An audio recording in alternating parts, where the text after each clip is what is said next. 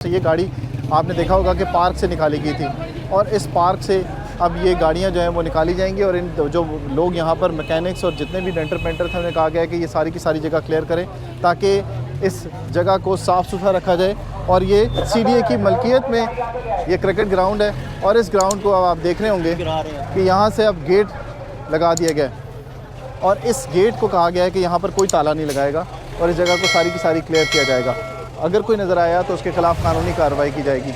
अब आसपास की पार्किंग को यहाँ पर जितने भी अफसरान हैं उनकी तरफ से अनाउंसमेंट की जा रही है कि ये जो पार्किंग्स हैं, डबल पार्किंग्स हैं, वो सारी ख़त्म करें।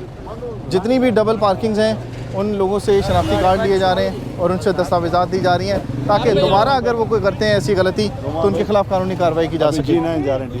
ओके, ये देख रहे होंगे आप, पैदल चलने की जगह नहीं यहाँ पर, सारा जो है वो यहाँ पर कब्ज़ा किया हुआ है इन्होंने। और ये जगह पब्लिक प्रॉपर्टी, गंदगी का हाल देखें।